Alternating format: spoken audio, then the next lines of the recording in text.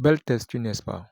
Ce savon à base de tomates enrichi à la bave d'escargot et à la gel rose a été réalisé à chaud. Sa texture fait penser à une pâte à modeler qu'on peut modifier à notre guise. Et surtout, c'est un savon qui mousse très bien. Comme je l'ai précisé au départ, ce savon a été saponifié à chaud. Pour sa conception, nous avons pris du mascara huilé de tomate, ce qui lui a donné cette belle coloration rouge.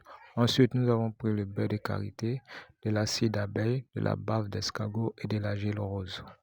Pour ceux qui désirent maîtriser la formulation des savons saponifiés à froid, les 2 livres sur cette technique de fabrication sont disponibles. Sans oublier le livre sur le bon dosage et la bonne utilisation des principes actifs éclaircissants en cosmétique qui sera disponible bientôt. Alors, on continue avec notre recette de savon. Là, on passe à la phase de réalisation. On va renverser tous les ingrédients dans un pot. Ensuite, on va faire fondre l'ensemble de ces ingrédients au bain-marie.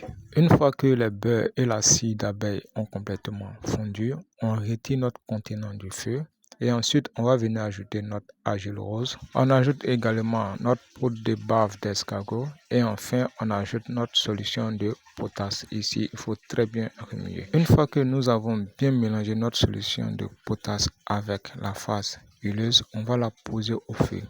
Il faut le laisser cuire pendant longtemps pour être sûr que la soude a quitté complètement le savon. Là, nous avons retiré notre savon du feu et voilà comment est-ce qu'il se présente. Là, nous sommes pratiquement en fin de préparation de notre savon et il est légèrement liquide. Il faut donc profiter pour le renverser dans les différents pots.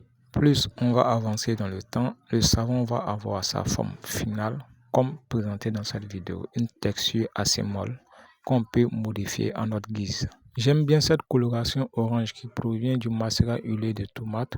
On peut donc réaliser des savons de très belles couleurs sans utiliser de colorant. Et enfin, nous avons fait un petit test pour vérifier la mousse du savon et comme vous pouvez le constater, le savon mousse très bien.